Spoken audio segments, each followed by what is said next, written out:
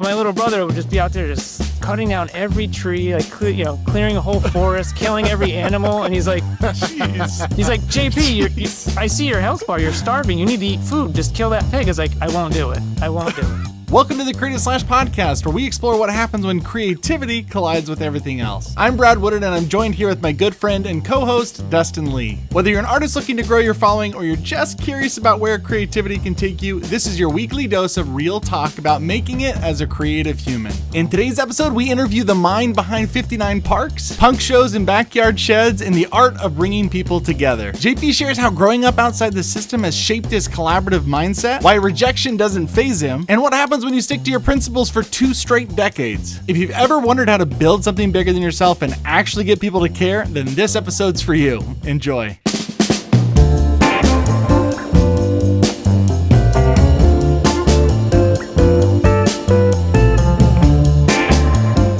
We always ask everybody, the first question we ask them is, do you believe in aliens and why? We've been friends for a really, really long time. We've never talked about aliens.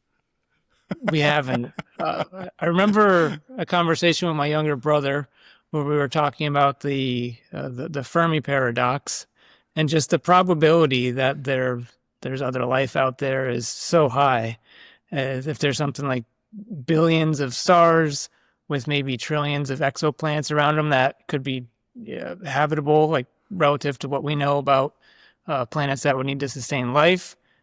Even if it was, I think it's something like 0.01% of those planets have life on them, that still should be millions of planets with life on them. So the probability. What about like is specifically high. like the ones like X-Files, like there's crafts that are beaming people up and testing them and taking away memories. What about like that? It's above my pay grade. If you had to guess, if you just had to guess. I don't know. I would probably go the middle path on it and say it's possible. I don't know anyone. I think it was on Unsolved Mysteries, if you remember that program forever ago. Yeah. There was a woman the town over from us who was on one of those episodes who claimed to have been beamed up by aliens. So as a Ute, I would say that was on my radar, but at this point, I don't know. It's totally possible. That's a good answer. Yeah, I feel Dustin, I know, always pushes this a little bit because Dustin's had just had a crazy experience with it all that we covered in another episode, but it always gets to me. That's a good experience. Well, yeah, I think I was raised on the X-Files. You know, I was a teenager in the 90s. I live out in the Pacific Northwest where Boeing is. And so I think my guess is there's a lot of experimental aircraft that have flown through different areas of the Northwest. So it is kind of like an area where people think they see UFOs. And I think, I'm not trying to quote X-Files, but I want to believe that I would love to believe that there is something like that truly happening. I don't go around like necessarily thinking it, but like I'm always curious if other people are like, yeah, like I think like they're watching me, or like I remember I used to get nervous when I go outside. One time I was turning my flashlight on and like letting the light go up into the sky, and then just thinking about how it was, traveling at the speed of light forever out into space. And then all of a sudden I got nervous that aliens were going to think I was trying to signal them to come get me. And then I stopped and got freaked out, went inside. Totally. As a kid, especially if you grow up in the sticks, it's easy to let your mind run wild. And especially when there's less light pollution and you can see all of the stars, it's like your imagination it can go wild with just the stories that are going on out there. And what do you think that is about the curiosity or the hope? It sounds like maybe there's even hope that someone else is watching over us, or what? Yeah, I think for me it was like I remember the double slit experiment that you hear about. There's a whole thing, I've and seen so I know many nothing diagrams, about. but I can't explain it very well. I've seen so many YouTube videos of some like astrophysicists or whatever trying to explain it to me, and I'm like, yeah, I totally get that. And then someone else is like, so what is it? I'm like, I have no clue. I can't explain it. Yeah, to I'm you. going to ruin this, but I'll try to really quickly explain it. Like basically, the double slit experiment in my totally uneducated mind on it was there was this video on it, and it showed like particles being shot, and there's two slits in a piece of metal or something, and there's a wall like back in the back. And they're shooting a bunch of them out. And then on the wall behind it, there's like waves of multiple lines, not just two, but like a whole spread of like 8, it was a 10, big spread, 16, something like that. And they're like, oh, they must be bouncing off each other. And so they try shooting one at a time. And they do the same thing. So they're like, how are they doing this if they're not bouncing off each other? So they're like, let's put a camera on it.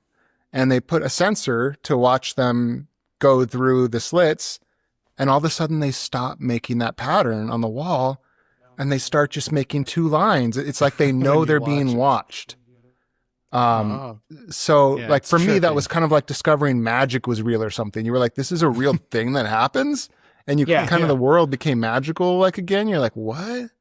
So Yeah. I think it's like that, where you're like, Yeah. maybe there's magic in the world that I'm unaware of, you know? I completely. I was reading about quantum computing recently, just because out of curiosity. I don't know that much about it, but the phenomenon like superposition and quantum entanglement, and reading about this was separate from the quantum mechanics, but it might be related, where physicists know that there are particles deep in space that just blink in and out of existence. They don't know why. They don't know what it is. And so when you're talking about the beams, it's like that immediately that's what I thought about, how fascinating that is. And Brad and I had this conversation before, when I feel like as I get older, I'm working to be more in the middle path with my approach or sort of my perspective on things, and be less rigid with, especially coming from a design background. Maybe you all can empathize with this, but there's a tendency for order and structure, organization, hierarchy. These are just parts of our lives through our work, but leaving the idea that two things can be true at the same time was something I was like, if this is happening in nature, when things are in superposition, meaning and quantum computing or quantum mechanics, where essentially the light switch is both on and off at the same time. It's not a 1 or a 0. It can be both. And it's like, okay, so I think that if that can happen in nature, it can happen in my mind, in terms of reconciling two things that seem like they're contradicting one another. And it doesn't have to be black or white. It could be shades of gray, or for me, somewhere in the middle with things. So I think it's just been helpful as you get older. It's like there's a tendency to become more risk adverse, more conservative as we get older, you know. And not that I'm advocating like let's get totally wild here. I'm just saying for myself. I feel like JP just said it. You heard it. Yeah. He said, "Get wild." I just think it's helpful to try to open your mind or your perspective instead of close it, especially if that's a thing that we're contending with as people tend to get older. Just naturally the way things seem to go. Yeah, that's great. Man, I had something else to say about aliens, but I'm going to leave it there because I feel like we're going to go backwards, just degrade the conversation by going back to aliens. No, I think it's really good. It's interesting. I don't know how this 100% fits in, but it just kind of reminded me, both you and Dustin do this. Both you and Dustin have been so good at just opening up the door for other people. Like you've always been, both of you guys have been so good at hiring and amplifying voices of like other artists and things like that. I guess I don't know, that's a weird weird segue into that, but when you're just talking about how we're just like, not black or white, we're just like talking about anybody. We're okay with everybody. I felt like you guys did such a good job of just amplifying everyone's voices and giving, especially artists, like a platform to show off their work. And both of you have done that so well, especially you, JP, with the 59 Parks series. Now you're doing Baseline Review. We could talk about both of those, but I think everybody's pretty much aware of 59 Parks. And this has been like a theme that you've been doing since you were a kid. Like you had talked about like music and having like, all those concerts in your backyard. Can you talk a little bit about like, how did that start? Like when did you just start saying like, yeah, I really want to like kind of take the focus off me and put it on others? I'm always amazed by people that do that instead of just chasing that fame for themselves, Yeah, that's absolutely. unique. Yeah, and it's one of the things we were talking about earlier, Dustin. I admire about your work too is you can celebrate other people through the work you're doing. It doesn't always have to be one person out front. It can be everyone. Somehow he can manage that. But it's wild. I think one of my earliest memories of this isn't necessarily amplifying other people's voices, but sort of the role of facilitator or bringing different groups of people together. I maybe was in kindergarten. And do you remember Big Wheels? Yeah, I love Big Wheels. Yeah. It's basically like a low riding tricycle, but you could have one for Knight Rider or Thundercats. And we just burn through the wheels. Like there would be giant holes in them because we would ride them so much. But I remember living in this little apartment complex and just getting all of the kids together and be like, we're going to have a big ride. Like everyone, it doesn't even matter if you don't have a big wheel, like, your sister can come, whoever. It didn't just have to be like the guys or just the people that we even hung out with. And just looking back at this line of, I don't know, maybe 20-ish, the kids just riding like a little circle around the, on the sidewalk in the complex. Where's this happening at? This is in Springfield, Massachusetts. So that's one of the earliest memories. I don't even know what made me think, let's get everyone together. Because I maybe had like 3 or 4 close friends there that I'd hang out with all the time. But it was like, wouldn't it be cool if everyone hung out? And it only lasted maybe like a half hour at best. But it was bedtime. Yeah, exactly. Because it was summer, and there was an undercurrent there of, if all the kids are out, they can't really make all of us go to bed, right? Like, we all look so happy. Don't they want that? Yeah. But as soon as they break us up one by one, then we got to go in for bed. But as a group, so there might have been a little of that mixed in. But so that's my earliest memory. But as you mentioned, I think more in a creative context, that started happening mid to late 90s, playing in bands as a young kid and a teenager. And we grew up in Palmer, Massachusetts, and it's at least 30 to 40 minutes away from anything else that you would want to maybe be a part of as a young person, especially places to play music if you're in a band. So the idea was, why don't we start doing our own shows in town? And yes, we can host the dozen bands that are from here, but we could reach out to people that are regional or national, even eventually folks from a ton of different countries. And so that's in your backyard. Well, my friend Mike Switlowski, his family owned a drugstore that they were going to sell the space. They weren't using it anymore. I think the family had maybe retired from running the store. So he had the idea, because a lot of my friends were 3 to 4 years older than me. I was maybe the runt of the group.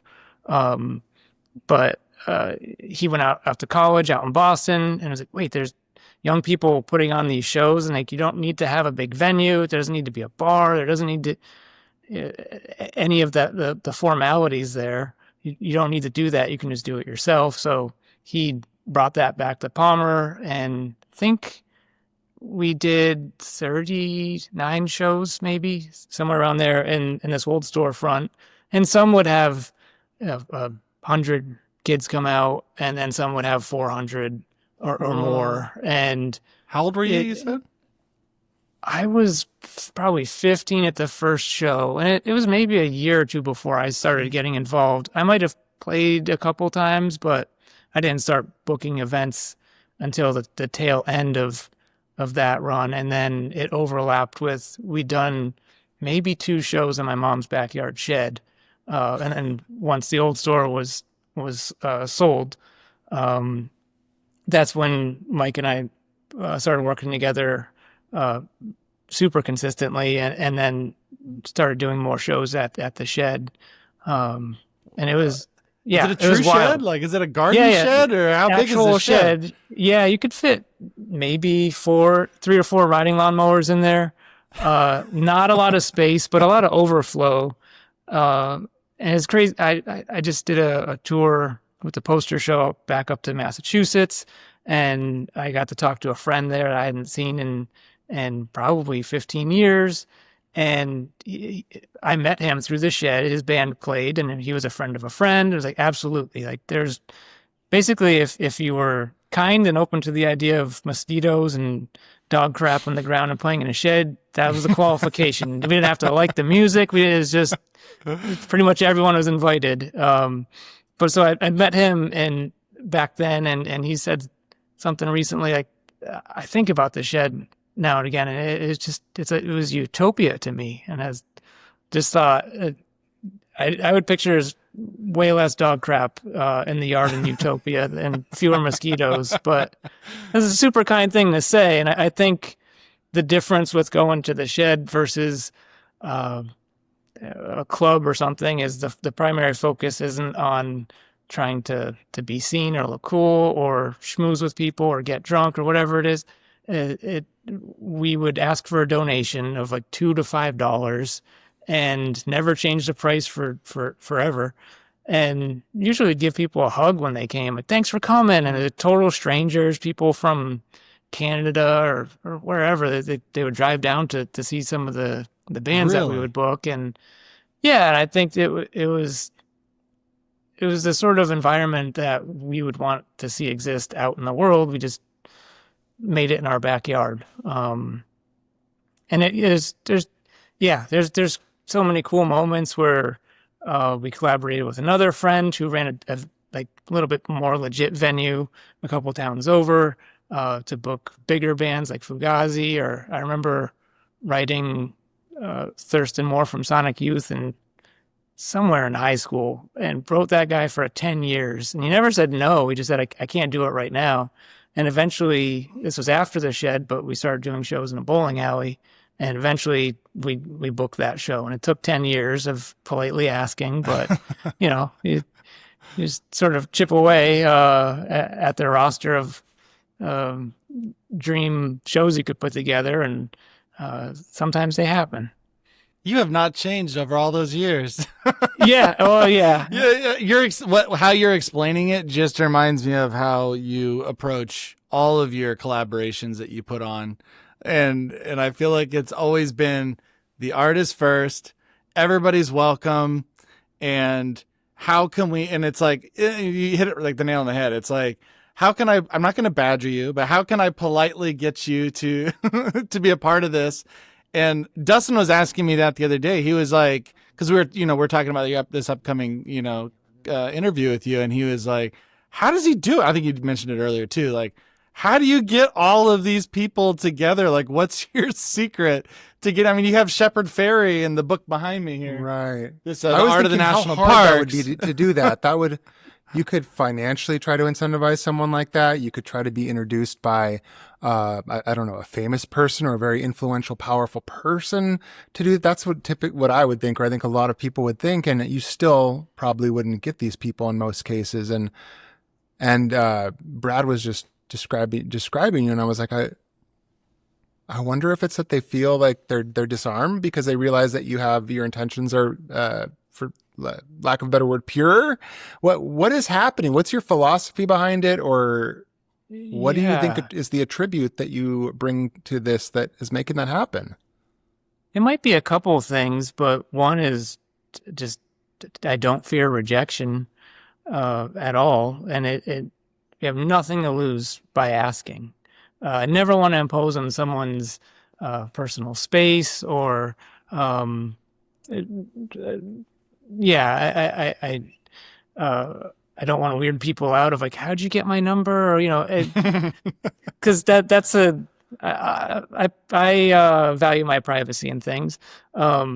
So I don't want to weird other people out, but I think it's sort of don't fear rejection.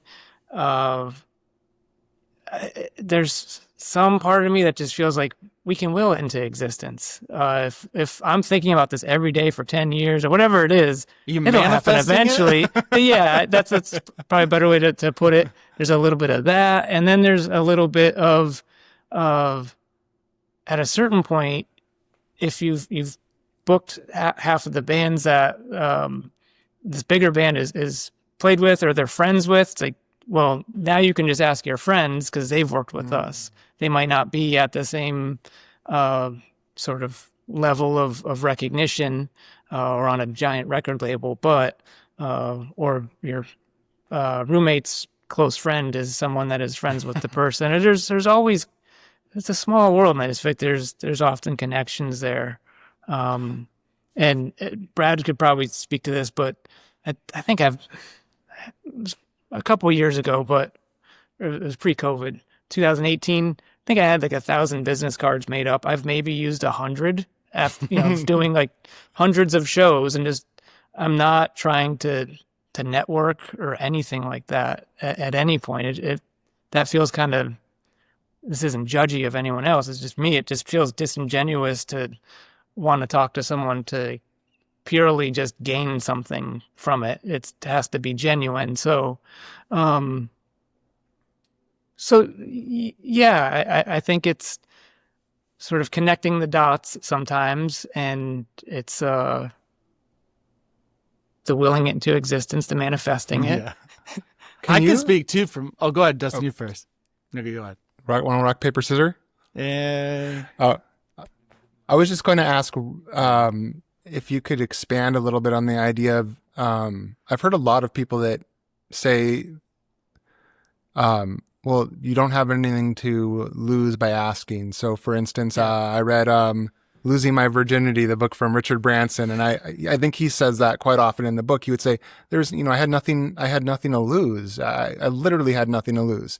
But what would you say to people that say like, well, you could lose, I don't know, you could lose some of your pride or some of your other opportunities. People might start being like, this person goes around, they keep asking. Like, yeah, I know that person. They keep asking, because I think a lot of people like are worried because of that kind of situation, or maybe they fear kind of like what you were describing about being disingenuous. Maybe they're afraid that this person will think they're just trying to get things. What's the kind of philosophy that you're telling yourself in your mind? Because I'm sure you have a very good reason that makes you feel that way, but I'd love to hear more about it. Maybe I'm totally delusional this whole time. I don't know. I don't think so at all. Like, I just think that like it's really helpful for people that are trying to get over that to like be able to have more of that conversation that you're having in their minds. Absolutely. I think it's the thing. I think about it in terms of, well, I have to have something to show first. So that means we've probably done 10 posters, or you start with the people you know. When starting the Park series, there was a handful of people I grew up with, and knowing Brad for a couple of years at that point, it's like, we'll start there. And then it just, you have something to show, and hopefully it's of a certain quality or the vision of what you've described to people. Now they don't have to picture it in their minds, they can see it. And then certainly when you get a little more momentum through luck or hard work or fortune, where now your work is starting to be seen in different places where people might not even know what the work is from, but I remember that from somewhere. So there's value in that. And yeah, I think that's just the thing. You build it one brick at a time. And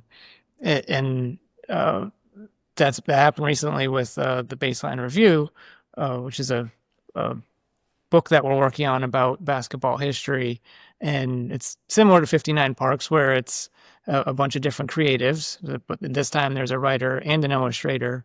And I have the roster in my mind. It's been this project's been in my mind for 10 years, and I finally have the bandwidth to go after it.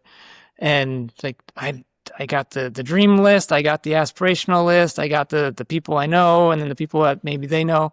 So it took a year and a half to just start chipping away, but there's a handful of people I was like, there's no way that they're gonna be on board with this, but we'll give it a shot. And we have 3 out of 4 that are on like if that could happen, boy, like, and then that just opens the doors where, for example, one of the writers is, she's in the Basketball Hall of Fame as a reporter. She was one of the first female reporters for sports at the Boston Globe. She used to, I believe, fly on the planes with the Celtics in the 80s and Larry Bird, and she's like embedded in the team. This is Jackie McMullen.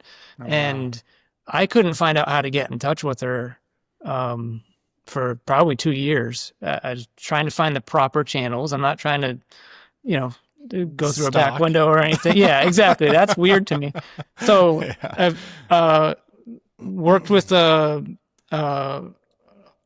woman who's a reporter, and she helped write a couple of the stories with us, and just asked her, like, do you know is there like a publicist or is there like a database somewhere for reporters like that I could figure out who to talk to? And she said, hold on. And then she said, I talked to my friend so-and-so, here's her number. And I was like, wait, I'm looking for an agent's email. I'm not looking for her direct line. Yeah. So I sat on that for months until it felt like we're ready, because there was still more work we had to publish to have it feel like this is a substantial thing. It's of a certain quality. It's worth your time. So yeah, reached out, and then maybe, I think it was the next day, Jackie had followed up, and we were texting. She was asking a lot of thoughtful questions, and I could tell she's at least considering it. If it was just no out of the gate and said go away, I'd be gone. But so yeah, now she's writing our Shaquille O'Neal story, and the way she got there was wild. I hope this isn't sharing too much information. It just blows my mind, because I don't know, no one else can say this. She asked who's available to write for, which players are remaining, gave her a list, and she said, well, JP, I'd like to work on Shaq because I helped him write his book, and that was an enjoyable experience. So oh my gosh. I think this would be a fun one. So I'm going to have to call his people and check with him to make sure it's good, but I want their blessings. But yeah, that's the story I would like to write, as long as we have the green light there. It's like, that's wild. So yeah, I didn't expect that was going to happen. And I just asked a question: how is there a way to get in touch with a publicist or an agent that I don't know about? Because I'm not embedded in that world of journalism in the way that other folks are. So I figured maybe there's a resource. When I was playing in bands, there were resources where it had every band is basically like the phone book, but for bands. And you look through state by state, city by city. You'd be on tour and be like, we had a show fall through, or our van broke down in this place. Are there bands in this town? Yes. Can they help us set up a show? Yes. Cool. And sometimes you have the show the next day. I didn't know about this book. What is this? There's like the yellow pages. It was online. Oh, okay. Yeah, there was a couple of them. Maybe was it Just Another Scene? Maybe this was decades ago now. There's just a network of folks there, so I thought maybe there's something analogous for folks in the journalism world. So does that help answer your question? I feel like I went down a different. No, but that's the thing. Just like you have to try, or else you get nothing from it immediately. No, you're right, because I can think about when I started Retro Supply, I'm making some things by myself, like you said. You're getting something just to show people, and eventually you have something that it shows that you've put effort in, and that you're not just spitballing ideas. And then you ask someone, like say I asked Brad. I was a big fan of Brad's work long before I knew Brad, and then Brad does a piece for you, and then all of a sudden it's much easier to get other people to, because they say, well, Brad did it. Yeah. So then it would be okay for me to do it. They feel like it's okay. And then then it slowly starts to kind of clump together where people feel much more comfortable because they realize everyone else is doing it. And that makes sense. And you're kind of having this attitude of, it's just kind of recognizing that happens, it sounds like, and steadily being like, well, if I continue to chip away at that, like it will kind of naturally, that will start to come together if I keep going. And that's you're delivering on yeah. it, right? Like JP, that's the difference too. I feel like other people might be able to get somebody big on, or, bigger in a certain, I always have like the rings of like influence, like the orbits around, like there's some I just feel like are untouchable and I'm like out here somewhere, and you kind of have to kind of go within the rings. Okay, I got this person in this next level. They can they can kind of squeeze. Maybe they could probably entice someone else to come in and work on this project with us or something. But the thing is with you, JP, is like, I feel like, once you got somebody, then you treat them really well. I could say this because I've done a lot of work for you. Done a lot of work for both of you actually. But the way that you treat the artists really matters. Like, and then what you do with it, like you really, I was comfortable with it because of the hard work that you put into, and like, it was so well designed, so well planned out. There was such a great, purpose behind the 59 Parks project. I love that. I was I love nature. I love spending time outdoors, going to the parks. I love that a percentage of it goes to preserving the parks. I love your mission and just your ability to stick to something, to stick to the principle of it all, because like we talk about this all the time. Dustin, he comes to me and he's like, yeah, I had this big, whatever, name this giant big box store wants to collaborate and make these like whatever product with the 59 Parks artwork on it. And he's like, yeah, I turned that down. That was just, they wanted to use, they were plastics that were just going to go into the environment, and all these micro, what I mean? Like, if he says this is what it's about, he sticks to it. And I feel like, JP, that's why a lot of people, I think, stick with the stuff that you do, is because they know that you're going to hold that standard. And even art direction, your art direction is great. I don't think people get enough. We can look at all these projects that you do and say like, oh, he's just the curator of really good art. Maybe he has a good eye for art, but it's beyond that, because you art direct it too.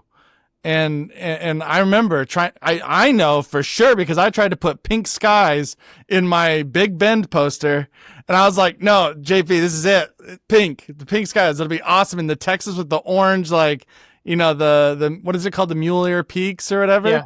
And I was like, we're going to put that pink sky. And you're like, I like that, but I don't think we're going to do that. And I'm really happy you didn't. I ended up sneaking pink in other places, but yeah, that was, I don't know. I've always appreciated that. And I think that goes a long way with bringing on other people. Cause then my experience was so great.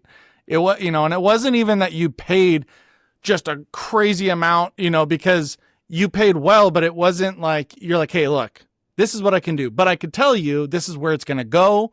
This is this is the mission. This is how we're going to sell it. This is, how many eyes we're going to get, whatever. And, I don't know, that went a really long way with me. And I know, and then I could see all these other way bigger names than myself on there. And I was like, oh, see, I know how he got them. It's like, karma's real. Karma's definitely real. Well, I appreciate that. That's super kind. And yeah, sometimes for the art direction side, it's we have a very vivid vision of what it could be, and who the artist is, and what the park would be. I mean, obviously they have to be interested and on board, and certainly it's a collaboration. So it's like, here's what we'd like to see. We've got the research that we've done, that everything says like it's got to be X, Y, and Z in this poster. What's your interpretation of that? And for the baseline review stuff, it's often have the idea for what the story is about before anyone even starts writing, and what the illustration is, maybe even before the story is written. So there's a vision there that I think, yeah, I appreciate you saying it goes beyond just curation. It's definitely that. And you're shaping it. Often. Yeah. Very rarely do we say, draw a poster for Olympic, whatever you got. That's what we want. Because sometimes it's an artist from a totally different country, and they will draw a deer from their neck of the woods instead of, no, it needs to be a mule deer or a Roosevelt elk, and specific to the park. And here's the place in the park that is super meaningful to people. So it's this is the spot, this is the animal, or this is the activity. I think that's really important. And I also appreciate your kind words about the stick-to-itiveness to if it takes 10 years to get a thing done, that's what we'll invest. Often it's like, we can do this in 3. And it's like, okay, 7 years later, it's done. But the last thing I want is to say I'm going to do something and then not follow through. Like, that is the number one thing. If I can avoid that in my life, that's where I want to go. And I think there is something about, maybe going back to y'all's original question, is the ethos for everything is just the shed. It's the artists come first. You want to create an environment where people feel excited and welcome, and even encouraged to have fun and be creative. And it's probably 15 years or so before we made a single dime on any show we've done, like hundreds of shows. And it was just, minimum wage job, paying for the posters that we would screen print and putting them up all over the place, paying the bands out of our pockets because maybe enough people didn't show up to that show because it was raining and it's an outdoor venue, kind of. So, crazy. Kind of. So yeah, kind of. Yeah, the shed is the only indoor. Yeah, but I hope this is okay to talk about. But I never considered the poster show being something I would make money on. It was a passion project, and I got a letter in the mail from the IRS one day that said I owed, I forget what it was $50,000 or something in taxes. And I was like, I don't even have $8,000 in the bank. Like, I am still paying off like student loans, and so I was just really green and didn't know how this worked. But I learned from a friend, this is maybe the early days of Square. So that's how you ring up sales for when you're on your poster tour. And if the gallery gets 50% and the artist gets 50%, then, at least 0%. So I was at least smart enough to keep all of my receipts, even though I didn't plan on writing them off. I didn't know that was a thing. So I just shared all of my expenses, and then I ended up getting a check because I spent all of this money at a loss. So I got a refund check instead of a bill that I had to pay, which I couldn't have afforded. But then they told me, you have, I think it was 3 years before this is considered a hobby, and you can't write off all of your expenses. So if you rang up, whatever it would have been, if you need to pay 50 grand in taxes, you can no longer write off the 200,000 it cost you to that's way more than it would have been. But whatever it would have been to pay all of the galleries and the artists, and then travel, and then, your time. And so that's when 15 or 16 years after doing all of this, where it's like, okay, same ethos, can't be a hobby anymore, or else I can't do it at this scale because I'm going to be liable for taxes that I can't afford to pay. So I actually have to I think what they were saying was, you have to make a profit or at least break even. You can't just keep operating at a loss because it's a hobby. It's like, okay. I'd like to do that. Yeah, I'd like to do that. Yeah, because truly I would do, this goes more basketball conversation, but there's a great interview with Dennis Rodman. He's on an exercise bike, probably in combat boots, just being a wild man, and reporters got a camera in his face. They're asking questions, and he's like, I'll play the game for free. It's all this bullcrap that I get paid for, to talk to you all, to do all of this stuff. That's the reason that I get paid for what I do. I'll play the game for free. And like, he totally means it. And I was like, yes, I've never really related to Dennis Rodman that much besides love and defense and rebounding. Everything else. There's a lot more similarities than you give yourself. Yeah. Oh, sure. But when he said that, I was like, this is what I've been saying for years. I do this for free. It's all the other stuff you got to do, contract reviews and the nonsense and accounting. And so. Oh man. Well, while you're on basketball, because you're talking about the baseline review being this new project of yours, and I know how much passion is going into this, just because you and I have talked about all the logistics of trying to make this something that you can do, because there's a lot of hurdles that you're running into, just trying to obviously depict these basketball players for one, and then selling their likeness, and then trying to find poses, and then trying to, there's all sorts of things I know we had talked about, but you've continued and pushed on through. Tell us a little bit about your like love of basketball, because was it NBA Live or was it NBA 2K that we were playing? Oh gosh, yeah, NBA Live, yeah, NBA Live. I don't know it as well because I was not nearly as good, but you were. Tell me about how good you were at that game. Like what you were really, really good. I'm either going to sound like a big nerd do it. Or full of myself. So I think I lose no matter what here. I think it was, I don't know how the servers work, but I was number 1 in the world on the leaderboard. So I think number 1 for North America on Xbox. We should say that. Okay, yeah. Don't want to get too pompous here. Yeah, no. Calm down. It wasn't for points. It was for steals and assists and 3-point percentage. Does that not sound like JP? Yeah, I was like, I'm only going to shoot when I'm open, and it's not because of my points. But when my little brother found that out, he's like, telling us, this guy's the best in the world. It's like, first of all, I think it's North America. And second of all, I know for a fact I'm not the best at this game. It's the way that it ranked you is on your teammate grade, meaning how much did you contribute to your team, and were you making smart passes, few turnovers, are you contributing to the overall success of the team?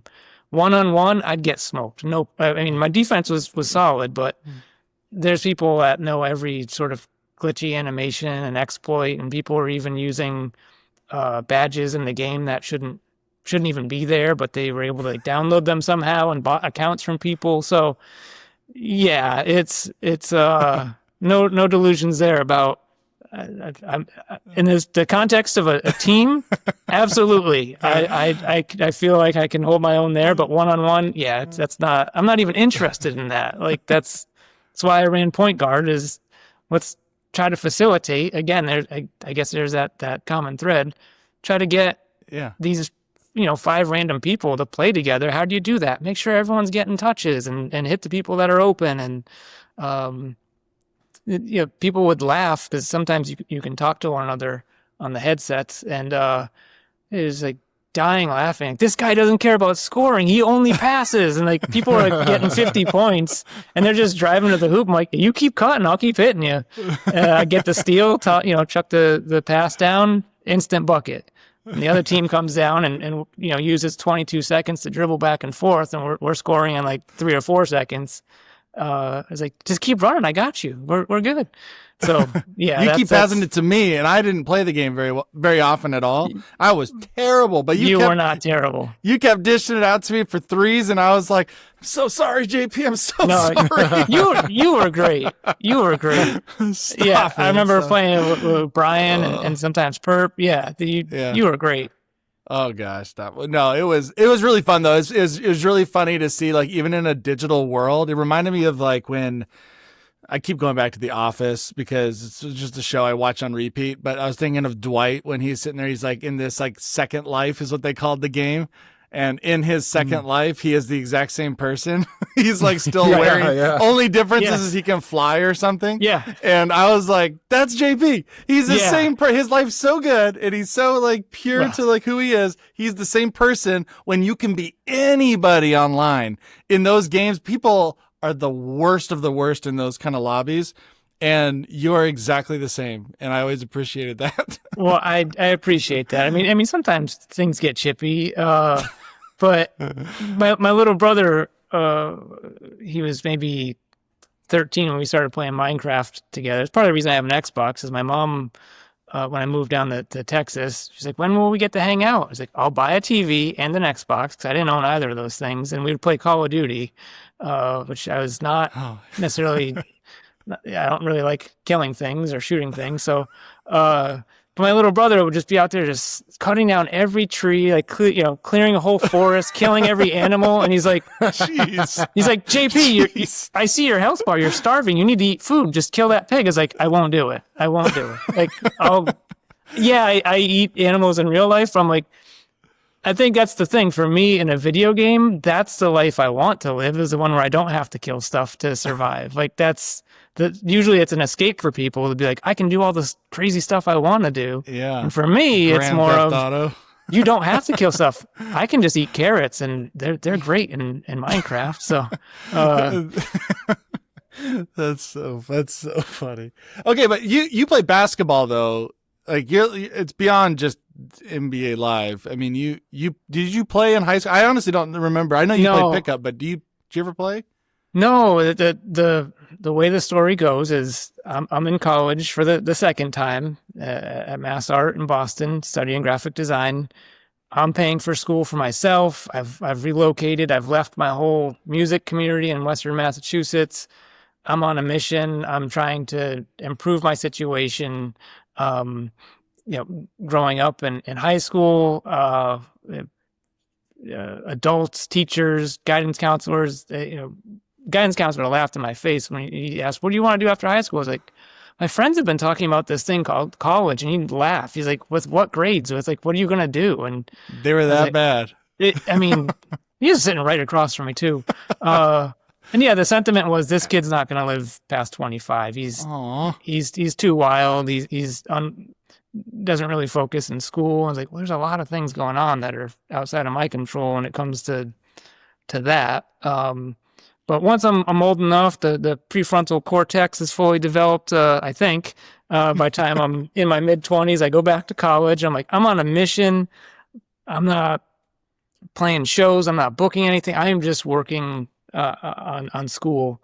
And for the first time in my life, I'm actually excelling at school, which is just a wild thing to think about. Like, I had straight like C minuses probably in high school. I don't know how they graduated me out of that place, but anyway, my roommates, who I'm still friends with all these years later, like, what are you doing in your room? You never hang out. You've lived here for like a year. We barely know anything about you.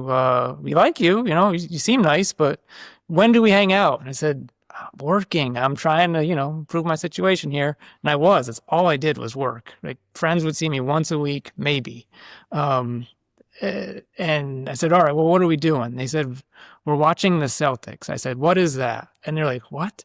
This is 2009, I think. You're from Massachusetts, not the Boston, Celtics had just won a championship in 2008, and this is maybe 2009, and I was oblivious, had no idea. And man, I wish that was different at this point. But so yeah, I sat down and watched the game, and was just intrigued by. I didn't know what was happening in the game on the court, but I was intrigued by the players themselves, or the history of the team, or there's an old guy they keep cutting to in the stands. Who's that? Oh, it's Bill Russell. Who's he?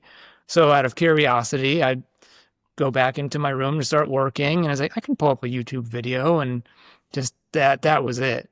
NBA history, basketball history. And I grew up in Springfield too, where the game was invented. The Hall of Fame is there. I drive by it all the time and just had no idea. None. You're into music, right? Like exactly. So it was art and music, riding my bike and hiking. Like, those were the things that we did.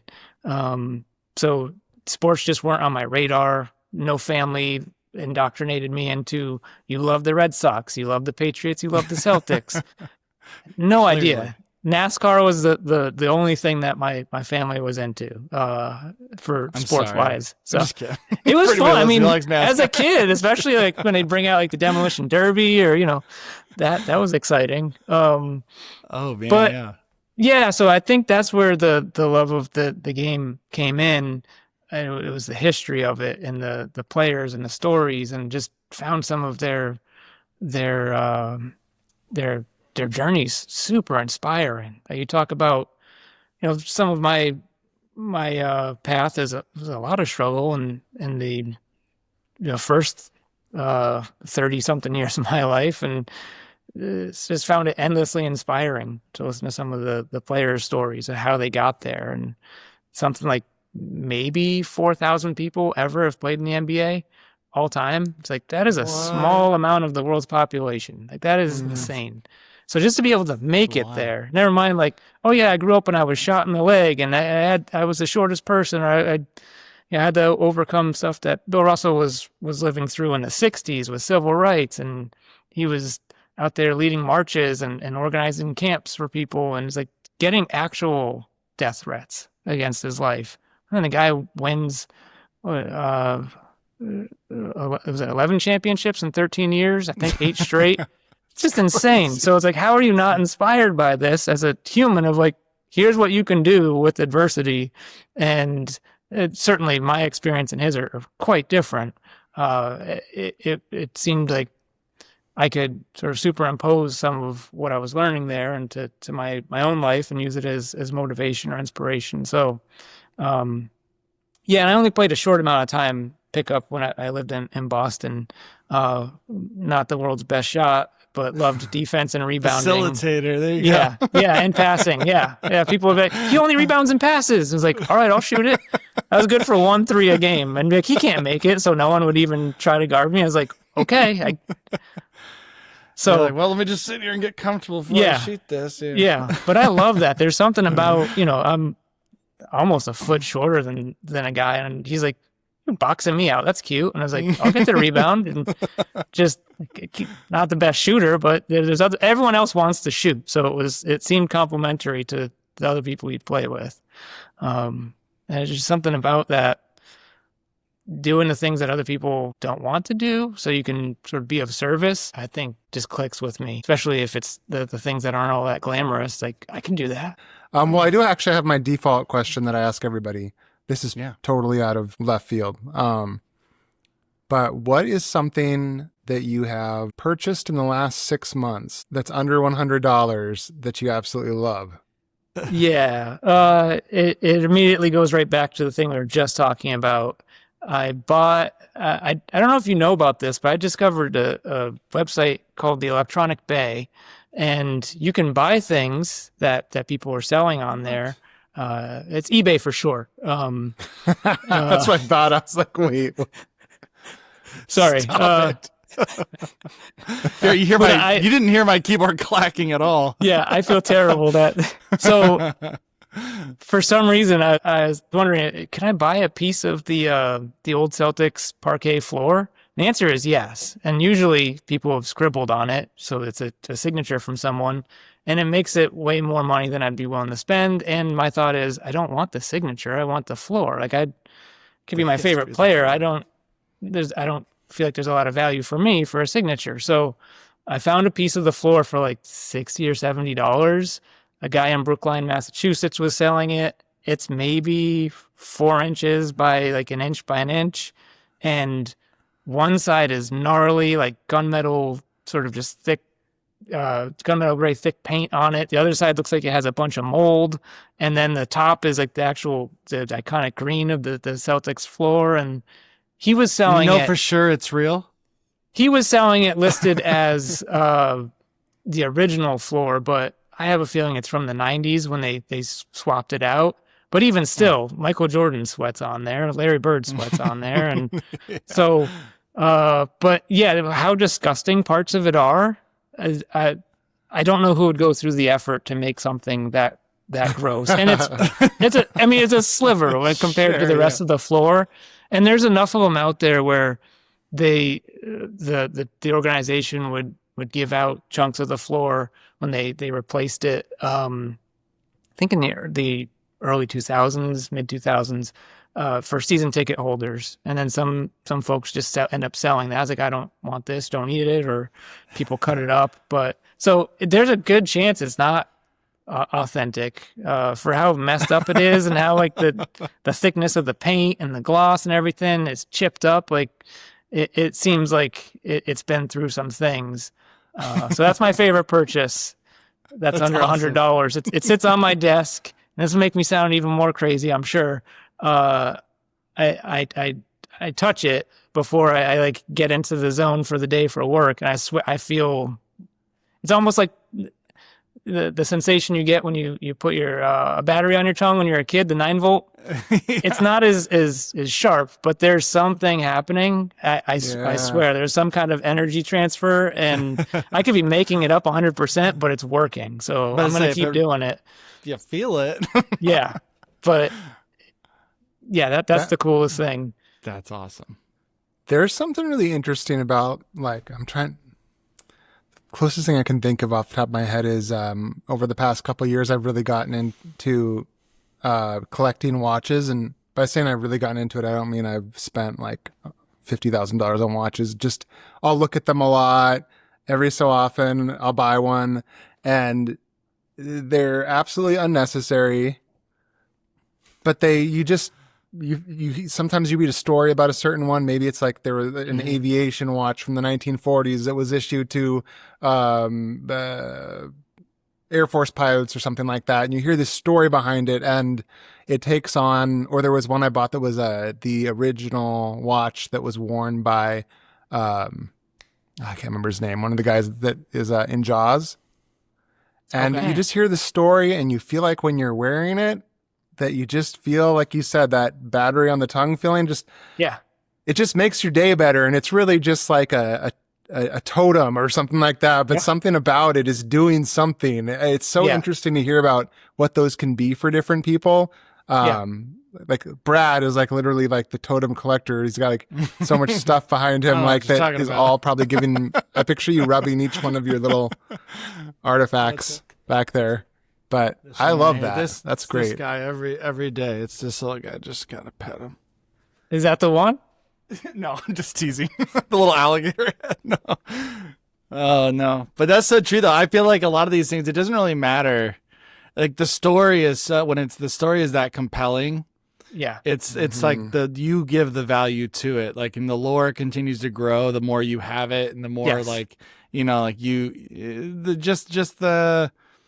I don't know, just the practice of like touching it and then being like, okay, I'm getting in the zone or whatever. Like it brings value to it that way. And I feel like you kind of, I love that. That's what you, I don't know, just putting value in the story and the history of it. That's always been something that I've looked for when I pick things. Some things are just cool, but other times I just really like the story behind them. And honestly, that would not to go back too far to like the baseline review thing. That was like Bill Russell. I didn't know a lot of those things about Bill Russell, and you like made him my favorite basketball player because of the story, because and it was in just learning about them. Then it became so much bigger than just like this talented basketball player. He was, there's so much more to him. So totally feel that. Yeah, absolutely. And Dustin, that sounds, I never considered that, but yeah, watches and talk about if it belonged to like certain aviators or just the history there. And you just think the things similar to the floor, the things this watch must have seen, someone's actual sweat and hard work, like just is absorbed into that thing. And I'm sure the design aesthetic of the time is a fun thing to take in and take inspiration from, and to see how they're different from each era. Like that's super fascinating. I would never have thought of that. I've never used watches, but well, we're all musicians, so like, I mean, like the idea of like guitars are like that, right? Yeah. Or effects pedals and things like that. Like there's you know what I would. I'm fascinated by I can't remember his name, but the guitar player from My Bloody Valentine. Do you know what I would pay to get like a pedal? Like sure. like one of like the real original old Big Muffs that this guy was using, or just like you'll see. I remember seeing like Nirvana memorabilia. That was one of my big bands. I was just absolutely in love with Nirvana in the 90s, and someone used to see a pair of Kurt Cobain's Converse, right, for $10,000, and it feels like somehow that has some sort of power in it. It's bizarre, and it's just garbage had it been any other Converse. It's fascinating. Absolutely. That's a good point with the music gear. And yeah, where is this drum set that I got on the side of the road? It's Yamaha from the 70s. And then at some point you see James Brown's drummer using it. And it's like, wait, that guy played the same drum set? It's not the one I own, but it's like, I just thought this was a kid's drum set or something. It's like this thing, suddenly there's a little bit more of a story there. The other people that have played it and sweat into the thing, and same with guitars and effects pedals, especially at a certain era. The components they're using could totally vary, like pedal to pedal in the same year, if you go back far enough. So certain ones do have a little more character or a little more texture to them than others might. And yeah, a certain musician might have just had one that had that power, or they modified it in some way. Yes. Yeah, that's interesting. One of my favorite pedals too, it's definitely the Big Muff, is just the sustain on that, especially if you put use it when you're playing bass. God, I love that so much. Oh, is it pretty wild? I just bought one of those, and I mean, it was like a new kind of reissue of one, and yeah, it is amazing. Like the sustain that you can get out of it, it will just go on and on forever if you dial it in right. Yeah, it's so fun. I love that. Awesome. I have a friend who. Sorry. No, go ahead, Jeff. please. Go, GP. You mentioned. Is it Kevin? Is that the guy? I haven't really listened to My Bloody Valentine, but Yes, Kevin, yeah. Yeah. I don't think he has one of his pedals, but I have a friend who pretty sure holds the Guinness Book World Record for. He has the most electro-harmonic stuff, the biggest collection that is known to man, and there's certain things where you can point to and he's like, that's the Big Muff that's on the cover of Mudhoney's Super Fuzz Big Muff. I bought the actual Big Muff. He's like, how did you find that? How did you get that? So this guy is doing his name's Dan, one of my good friends from back home. And he's making a book about it, actually. It's pretty beautiful. Actually, Brad, Dan Danger, who did Olympic. Yeah. So. Yeah. Dude, his stuff's crazy good. Yeah, so he's big into music. We used to play in bands together when we were in high school. Yeah, and he's big into collecting electro-harmonic stuff, and it's wild to see some of it in person and prototypes. And never would have thought that's a thing that someone could get that deep into, and just the mountain of stuff he has. It's crazy. Would you say that you're like a big fan of nostalgia in the sense of like things from certain periods that you kind of, because as we're talking about, for instance, like guitars or electronics like that, components from that era, like the 90s or things like that. I could really just sit around and read about that in a coffee table book or be in a pawn shop and look at it. Do you kind of have are you drawn to that kind of thing, or?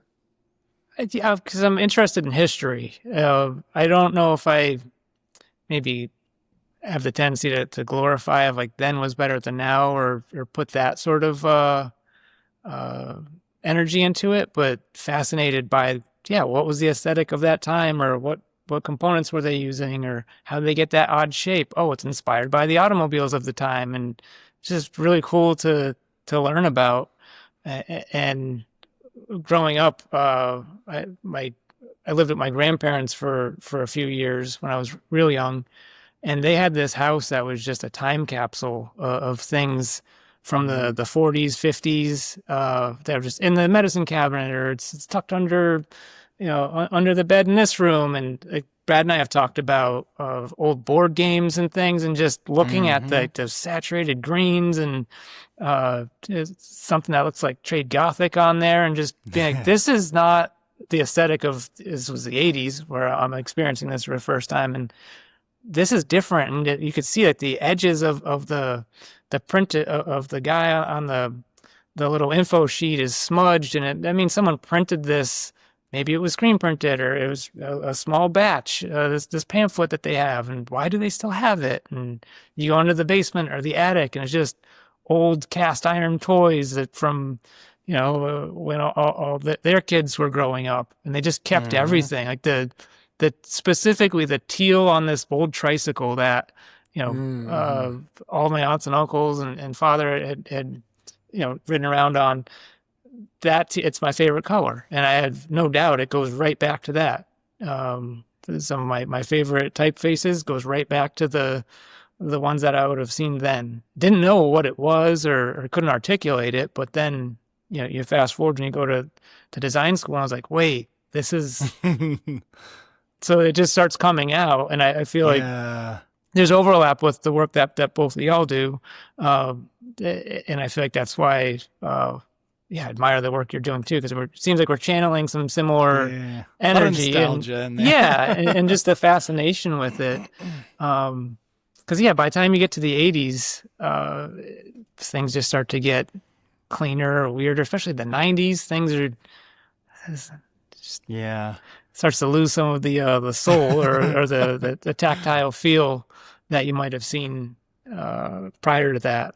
That's interesting you said about once you kind of get into design school, at least I had the same situation, because I couldn't quite articulate why I liked things. I don't even think I thought too much about why I enjoyed looking at these like old things that my grandparents had at their house or whatever. But as soon as I had the opportunity to start organizing and creating myself, all of a sudden I was just like, okay, where's all my, it has to kind of come from someplace, right? Like, and so I started to think back to all the things that I love, and I kind of gravitated towards certain things just because I felt like there was this baked in nostalgia, that I did not even know about.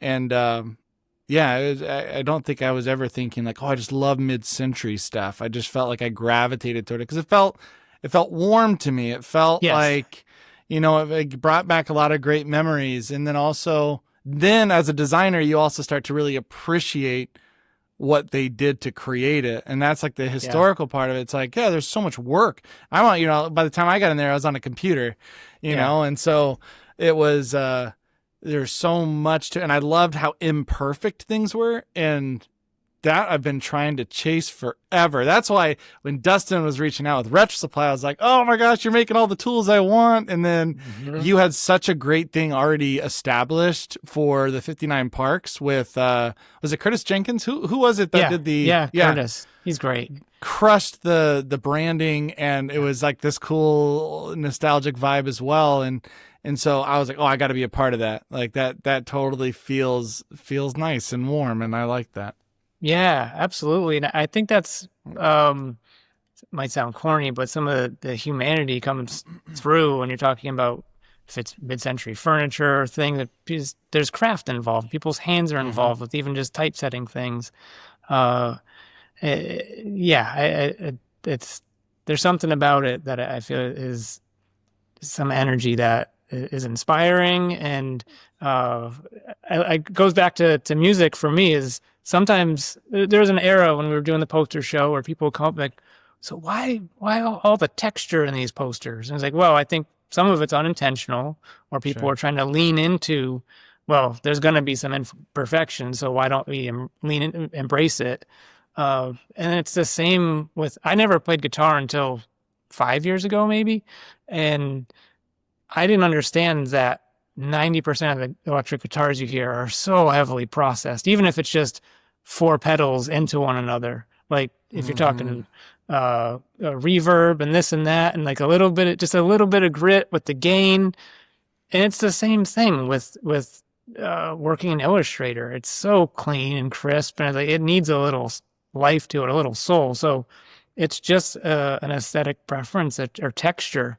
When you turn on a rat pedal or a big muff, it gives you a different voice versus just the guitar clean doesn't sound that great. I mean, if you're amazing at guitar, you can make it sound awesome, but try playing a heavier song with no gain or no distortion pedals.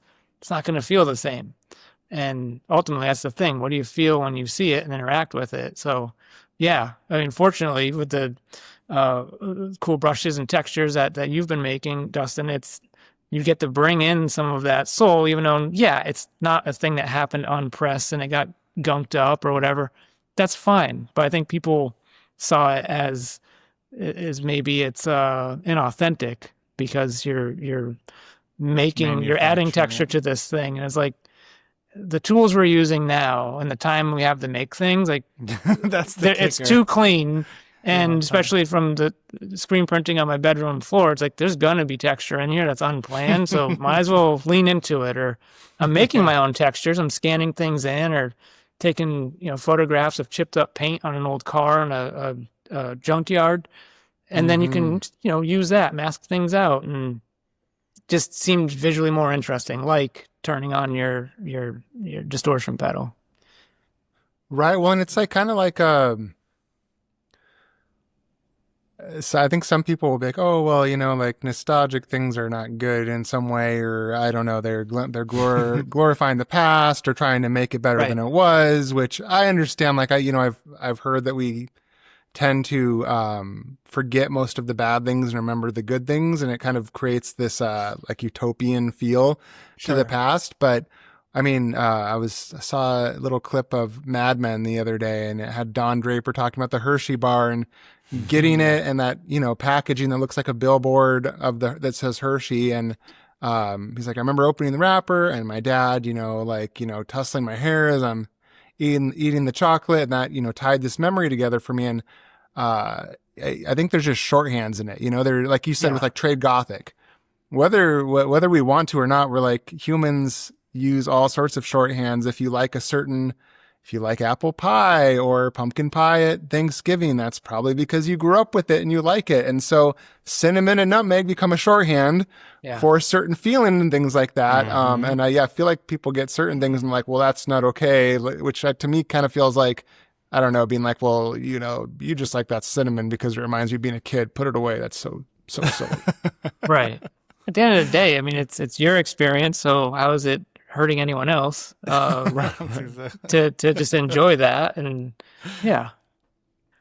it's okay to like what you like. Yeah, exactly. So I noticed. So I noticed as we were talking, and Brad has talked about you a lot. I've heard a lot of different stories about working with you over the years, and correct me if I'm wrong. I get the feeling that you're not highly financially motivated. So like I feel like some people are motivated financially, some people are motivated by fame, or say if they're a designer, they want their names on things and they want it to be big, or they want their studio to have something, or they there's generally a couple categories of things that are motivating people. And I think like money in particular is like one of the top ones. And it also tends to be one of the ones that's very dangerous because it never actually fulfills you. And so you keep chasing it and thinking that one more dollar in the bank account is going to somehow magically, what would you say? Like tilt the whole thing. Yeah, it's going to tip the scales till you feel fulfilled and you can coast, and Right. So first of all, is that true, or am I just reading that wrong? Maybe you're like a worth $500 million and I just don't know. I see 59 parks everywhere. But if that's not what it is, what does motivate you? What would you say drives a lot of what you do? Doing meaningful work is the primary goal. Anything else, and working collaboratively. That's been, those are the two common threads from everything I've ever done, going back to late high school, playing in bands and setting up shows.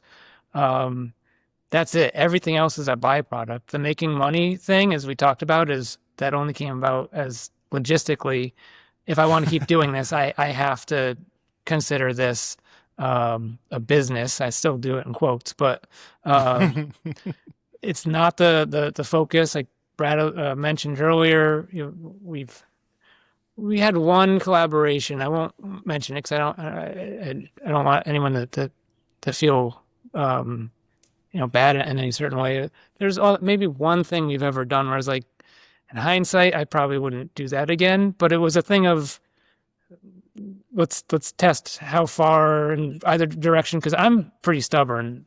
Brad said, we get an offer to do a T-shirt line in Target. I'm like, no. Is there a give back to the parks? No. Is it made in the U.S.? No. Okay, well, that would probably be a cool opportunity for us. And my first thought isn't, well, we would probably make a bunch of money. It would be, we could probably reach a lot of new people that would then be interested in the artwork that we're doing, the posters and things. But it just didn't feel genuine to me. And it's not a judgment on anyone else who wants to make things like that. I think specifically because textiles are one of the biggest polluters in the world. And for 59 Parks, at least, the theme is all about reverence and for nature and celebrating nature. Seems a little bit at odds. And there are thousands of different T-shirts you can already buy that say your favorite park on them. So another thing is, does this need to exist? Is there anything, how are we differentiating? Because otherwise, I'm not trying to just repeat things that we've seen, or if there's a need for it or a desire or a passion to communicate something. A lot of people assume that when we started 59 Parks, it was because it was the 100-year anniversary of the parks. Had no idea. Is the thing that we would go do on tour because it was cheap or free is to go to Grand Canyon or Glacier, or you could camp in some of these parks, and it was cheaper than a hotel. So that was my connection to the parks, and just combined touring, posters, and parks, and that was the formula. And it was a different artist for each one, which usually when you see people making posters, it's the same 1 to 3 artists. So just to kind of test to get a sense, like if, let's say, like Nestle came to you and they were like, we want to give you $100 million to get 59 parks, and we're just going to put it onto like disposable water bottles, but we're giving you $100 million and we'll donate some percentage to nature or whatever. Would that be tempting to you? Or are you kind of like, I just love doing this. Like, I don't need the $100 million. Or would you kind of be like, let me just have the weekend to think about it? Wait, hold on. Can I answer for him? Because I directly benefit from this. Just kidding. Yeah. Well, that is a consideration. There are times where I've thought, I'm saying no to this, but there are 60 other people that might want to be a part of this. And usually it's like whatever you feel good with, JP. Like you're the only one running this thing full time, so you have to feel good about it. But sure, if I could chip away at my mortgage payments, an artist might want some of the royalties, because that's one of the things is everyone gets paid for something they've made indefinitely. If we're selling a book or a poster, it's not a one-time fee. So that's something that is really important to me. It goes back to the days of paying the bands. It's just, no, it doesn't matter if you're literally broke. If I don't have gas to get to work tomorrow or to school, I'll figure it out. The band came very far, took a risk on this, and they had a great time. So, but yeah, I think to answer your question, it's not that, like, I feel like if I can, and I'll preface this with, I can't say what I will or will not do in the future. I might be in a spot where, my mom needs health care and it's time to sell the park series. I don't know. So that could totally be a reality. Me right now, not interested. I would feel gross walking by, a landfill with all that stuff in it, or, people have offered to buy out the series. People have offered to become partners so that, they would contribute the money and I would do most of the other work. And it's just, if it doesn't feel like we share the same values, then I don't really want to work with anybody. The spirit of it has to be sort of intact. And because I hit my 40s a couple of years ago, I made a will, and as it stands now, the park series will go to two of the people closest to me, or 3. But I also checked with the National Parks Conservation Association if I could just donate the whole thing to them, all the IP, everything. And unfortunately, they're like, we don't have a way to do that. We don't take. So they're like, you could set it up so royalties go to us in the future. And I was like, absolutely can consider that, but I'm trying to give you everything. You still got to pay the artists. Sure. But you could use this for any of your promotion. If you want to make tote bags, you can. Or maybe that's a provision I'd put in there, is like, you can't make tote bags. Put it right there. But the idea was like, these are the actual stewards of the parks, the places that we're celebrating. Like, they do so much radical work. It's awesome. Sound like a Ninja Turtle there, but it's true. What they're doing is like, sometimes they sue the National Park Service. That seems like a radical idea. It's like, no, you have an obligation to take care of the parks, and you're not living up to it. We're going to hold you accountable. So they're sort of the watchdogs of the national parks, and do a lot of great work for those spaces. But ideally, I would not sell the series. I would donate it to them. That's still the thing I wish could happen.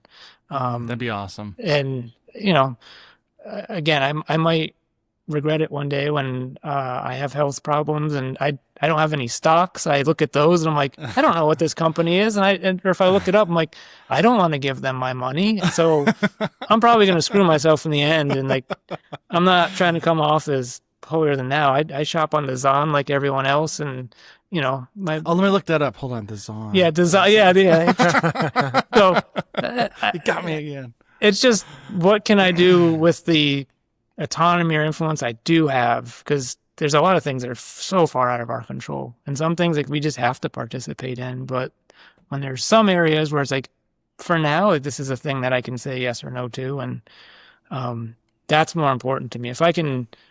It's not grandstanding here or something, but if I could die with my integrity intact, like, that's the thing. Like, that will be success for me. Not, I have a bunch of material possessions or money that, or fame or something that I can't take with me. It matters. It doesn't matter at all.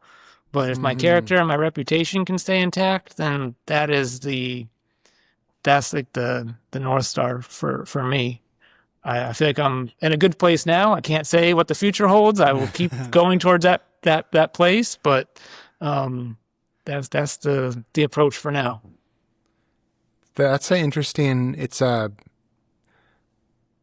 don't know if it came about for you this way, but with Retro Supply, I just made it because I thought it was neat, and because I needed diaper money to pay for diapers for my daughter that was going to be born in 9 months, right? So I was hoping I was going to make like 60 or $100 a month or something like that. But then you look back and, 10 plus years have gone by, and then you're thinking about, well, it's almost like you started a car, the car started going down the freeway, and you realized that you didn't have brakes on it.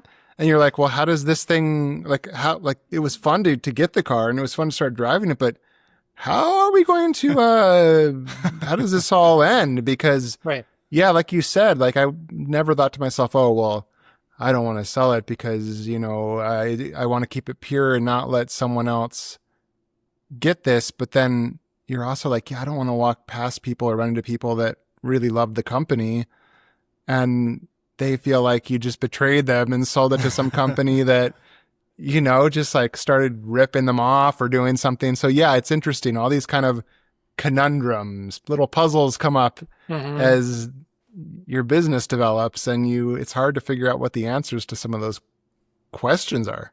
Yeah. And it may ultimately be the reason that this thing, I guess fails is relative. Because for me, if a thing exists that you dreamed up, that's a success. You could sell two.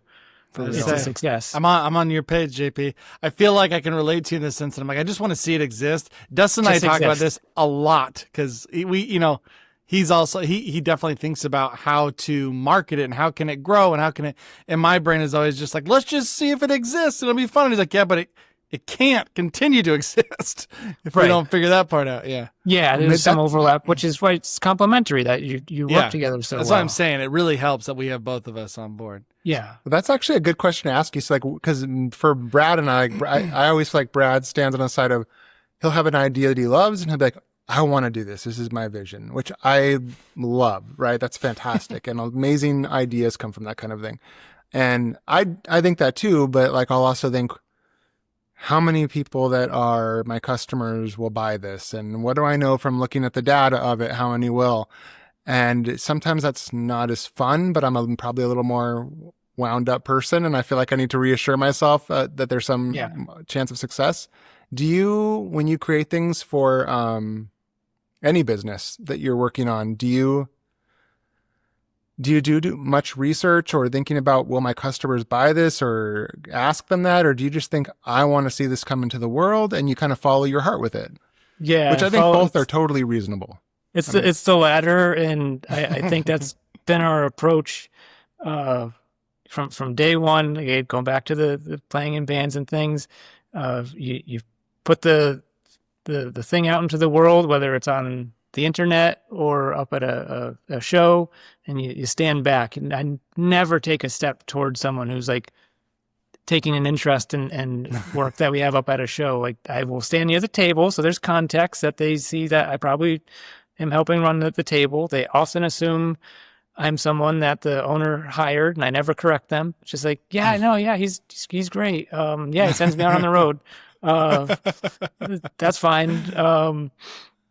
But it's a thing. If you have an interest, then let's talk about it. I don't think we've ever reached out to people. It's a good idea. It would be the way to maybe stress test some things before you assume, like the baseline review. People might want these small collectible. Is it a zine? Is it a poster? We don't, it's ambiguous, and it seems like there's no demand for it at this point. I think there will be once we get a couple more of the bigger names out there for players and writers and illustrators. Not that any of the ones that are out aren't significant at this point. It's like when a person, we both worked on Bill Russell, and so I'm in there too. But when someone who explicitly works in the NBA ecosystem and they have 200,000 followers, like that's when their story comes out is probably when things start picking up. But then that's when Bill Russell's story is, maybe starts moving. And the whole point that we're even making those is just, I wanted to see it exist. My background's in printmaking, love the history of it. And the hope was, and still is, we can sell these now while we spend 3 years making this book, because I don't have the money to pay for the full book. That's at least $120,000 to $160,000, which I don't even have a fraction of that. Like so I got to try to sell these things to then. So why do you not write? Why do you not? I don't mean to cut you off, but why do you not want to write it all yourself? You're a really good writer. The reason I say this is because we're looking at, like, I want to make it exist, and you tend to give something over, let other people. You'll pay somebody else to give them the opportunity to do something that I know you can do. I know you're a good designer. I know you're a good designer. I know you're a good writer. And so it's always interesting to me, like, you give things to like Curtis Jenkins to take over the branding for it. Then you go and you find these like super, super talented writers. And so why, if you don't mind me asking, like, why do you not just take it on yourself to save cost and to make it more precious, because and shape it exactly how you want it, because you're capable of doing that? Why do you push that on with other people? Why do you invite other people in on your dream, I guess? Yeah. And often it's a park or a player I've been waiting for. Like, I'm finally going to illustrate that park. And then an artist asks, hey, I just went to this park. Can I do that poster? Like, yes. Or it's bandwidth. And it's like, I do not have the bandwidth to do this. I'm literally doing 30 other things, whether it's coding the website or the accounting or touring, what you name it. But why wouldn't you hire people to do that part? Well, you know what I mean? Like the other part that maybe you don't, like the creative stuff that's not creative. Like, why wouldn't you hire somebody? And this sounds like I'm being judgmental. I'm like, well, you're totally doing this wrong, JP. But I'm curious. Yeah, it's because it's interesting to know why people make all these kind of decisions. Like, I broke a record, but going back to the playing in bands back in the day, it was a thing of every kid usually wants to play guitar, but there's no shortage of guitar players. So what about bass or drums? I usually tune into those anyway when I'm listening to music as a kid, and even still. Drummers, there's a shortage of drummers. I will play drums. I will always have a band to play in. At one point, I was in 6 or 7 bands at the same time because everybody needed a drummer. Eventually, it was like, well, what do people need more than a drummer right now? A place to play their music. Okay, I'll pivot to that. And it's not because I wasn't any good at drums. Like, I got, I'd say, pretty good at drums for where I was at that point. And it just felt more meaningful to me to facilitate the bringing people together. And sort of like we're talking about with basketball, it's what is the thing no one wants to do or isn't doing? Let me do that. Like I just want to contribute. I want to be helpful in whatever way I can. And then sometimes it's just objectively true. The person who worked on that poster ultimately made a better poster than I would have. I would have made a good one. They made a great one. Or, yeah, I'm not an expert writer. It's not what I went to college for. I don't have a career in it currently. I can write a couple of the stories. I have the insight, the knowledge, the passion. Some of them, it's like, here's the concept. I got it all worked out. What do you think? Writer's like, cool, I'll run with that. And then it's just poetry. It's beautiful what they write. Some of that, it might not be just my particular strength for the vision of what we have. That's not the skill set or the style or the aesthetic that I'm picturing for that, which is mine. Some is like, yes, I can totally do X, Y, and Z. I got that. But often it's just bandwidth. There's things I want to do and then cannot. Like it won't exist if you don't. You're like, if I don't put it all together, it's just not going to happen anyways. So I might as well be the one to help facilitate it so that it does exist. And I think there's a certain level of sort of the vision is the thing I can't hire out for people when it's like, I can't hire someone else to be the connective thread through everything. I think it just has to live with me. So I'm going to have to be connected in some ways. So it's almost better to play that role, a facilitator, art director, creative director, than just everyone get out of my way. Let me like just illustrate a thing because I think that would be fun. It would be, but that's probably not the thing that moves the work as a whole forward, as far as it could go. You mentioned like, sorry, I'm trying to think how to say this. You mentioned like loving like the piece of the floor from like the Celtics. Yeah, from the Celtics or things like that. Like, do you ever feel like if you get for instance, the 59 Parks, or this new project, if you get other people to work on it, it's like there's a certain satisfaction in seeing it come together where you're almost watching something come together where you're not the person that made everything. So it's not like you know all the internal workings like the clockmaker, so to speak. Like it's kind of like you facilitated this object you wished existed in the world, but it still kind of maintains some of its magic because you were not the person behind every little detail, and because I feel that way sometimes. I'll be like, no, it's way better that Brad did it or something. It's kind of like you're watching something, you're wishing to a genie that something you wish existed would come into existence, and people help you, and then you're like, there it is. Yes, and just so much admiration. And I do get to take the watch apart and actually inspect the piece because I have all the files and often have to help prep them for print or help color separate some of them to my level of competency. Or some things like we have to pay for someone else to do that to the max. So, but yeah, it feels like a real joy to share that experience with someone else. And that creative process and the collaboration. And it feels like Christmas every day when you open your email. And I was like, I've dreamed about this moment for maybe a year and a half. And there it is. It's Steph Curry as St. Sebastian, oil paint on board. And then eventually, I also buy the original of that. So now I have this 18 by 24 inch oil painting. Oh, you have it? Yeah. That's insane. Rad. Yeah. And just that someone who that was Ryan Pancoast who illustrated that for is a supporting illustration for the Steph Curry story we did for Baseline Review, and I found out about him through playing Magic the Gathering with my little brother, and just realized what is all this cool artwork because I've found out about Magic through him. So I took note of some of the artists and reached out to them, and to their credit, they do a lot of fantasy work. Some of it has nothing to do with basketball. Many of them, no idea what basketball even is. and just nailed it. And we're open to that experience to do something outside of the ordinary. And yes, like we're intentional of the reference for that Steph Curry illustration is an old Baroque painting. So it's analogous to what Ryan's doing already. Yeah. So it aesthetically, it's in his wheelhouse. It's not that far of a stretch.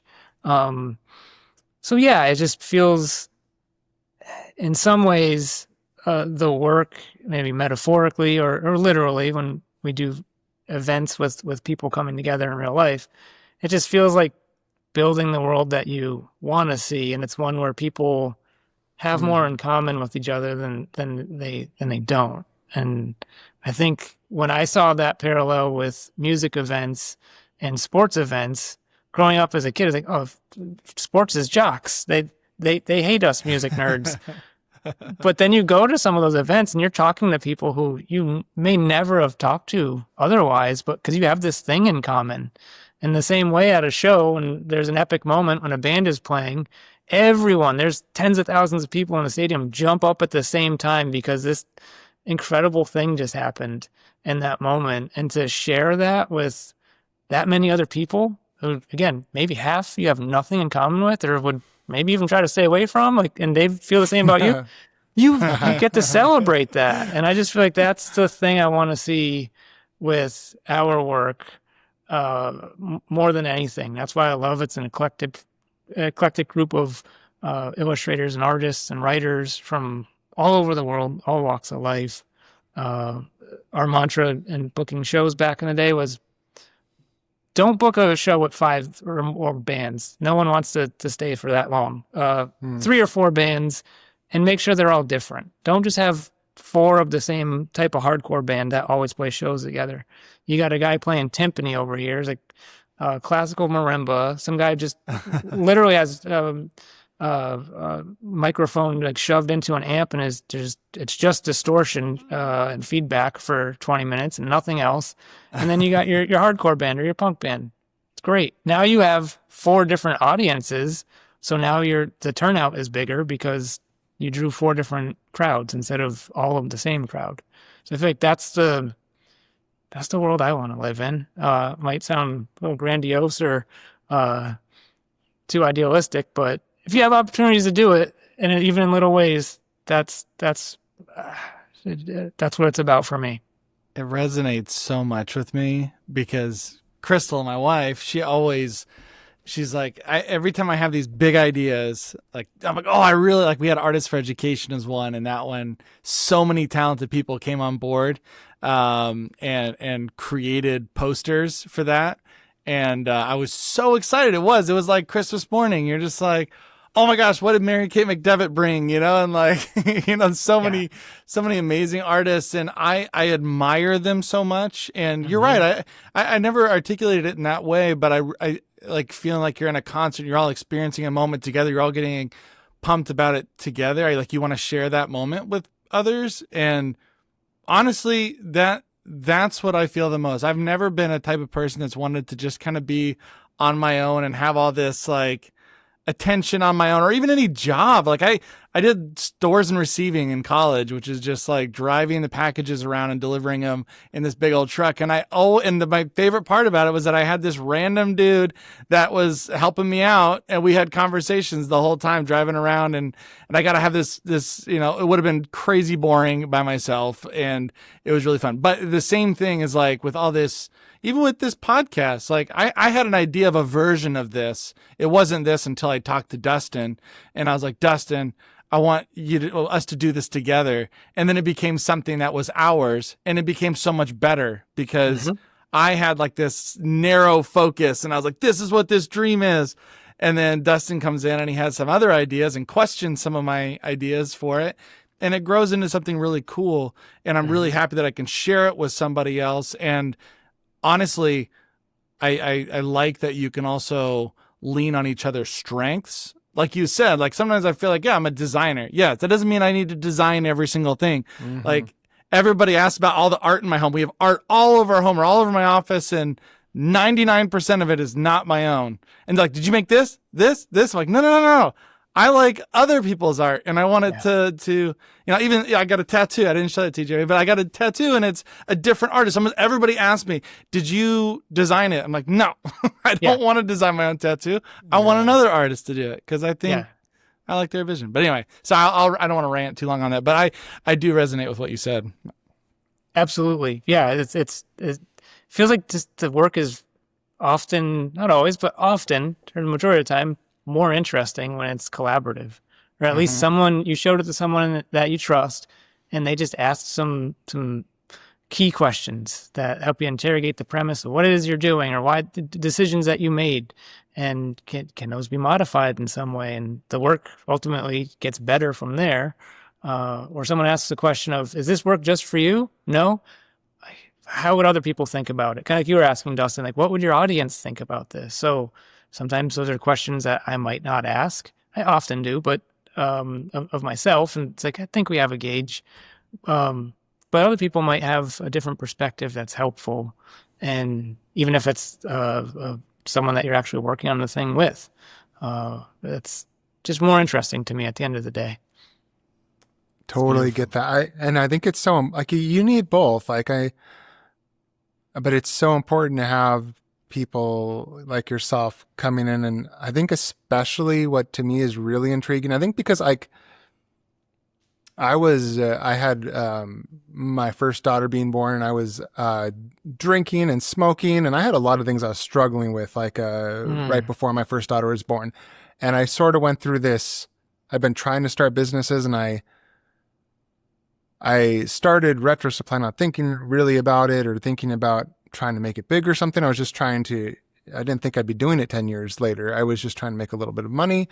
And so I became very financially motivated because I had been just so struggling that I didn't want to ever struggle like that again. And I didn't want my daughter to, now I have 3 kids, to have to kind of face the, I don't know. Like I just didn't want to put them in that position. And so then I became very financially motivated by it.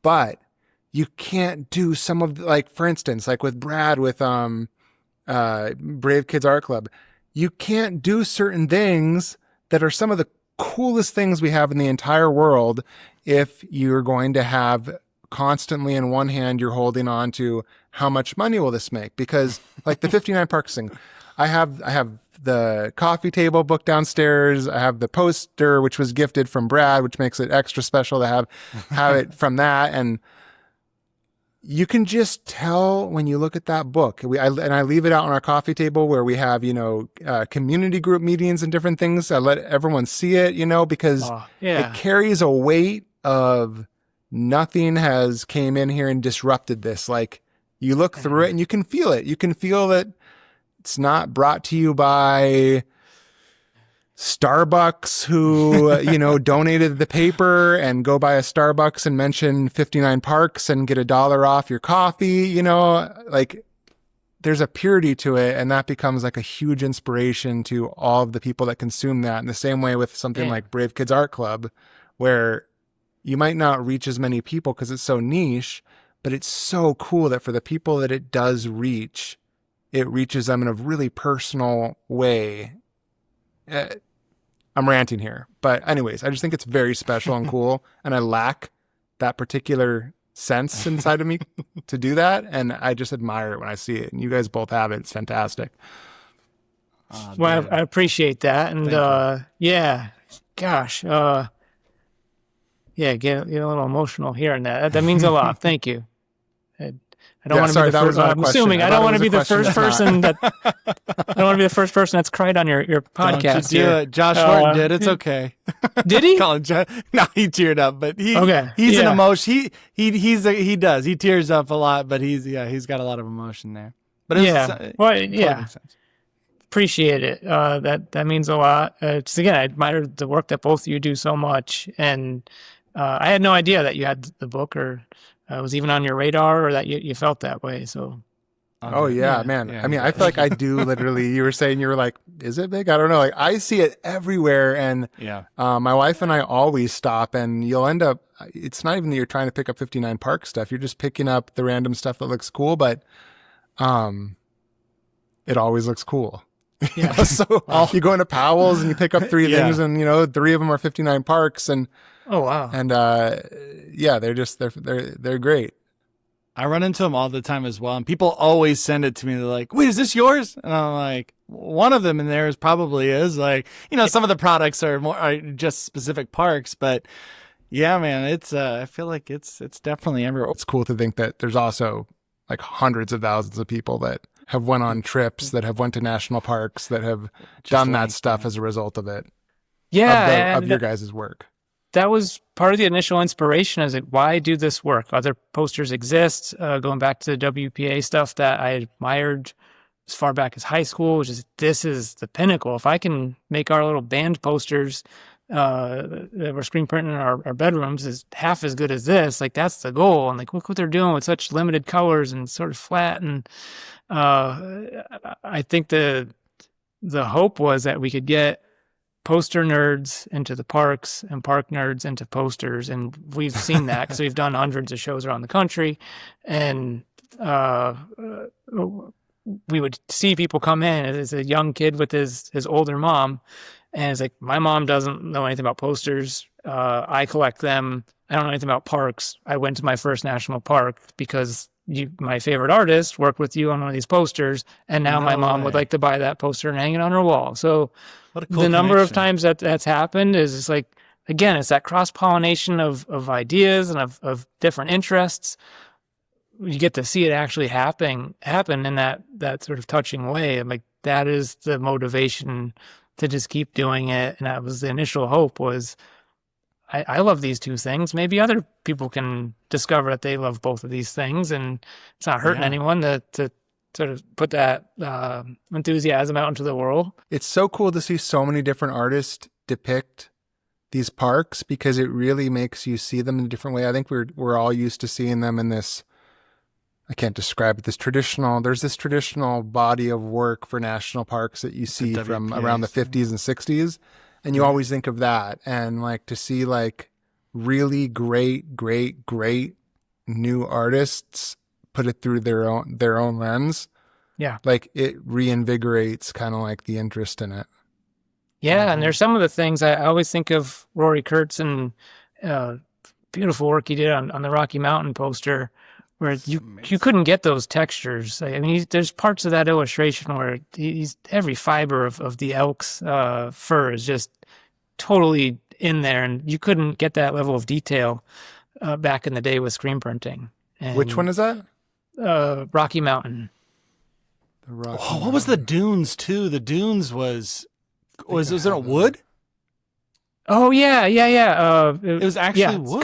Carved out of wood. So there's been some really creative ones too. Where, so what was his name? It was who? Yeah, did it? Jeremy. Little Wood Shop. Yeah, Jeremy Spears. So yeah, he's amazing. He carved it out of the whole composition out of wood. It was beautiful. And then photograph, sort of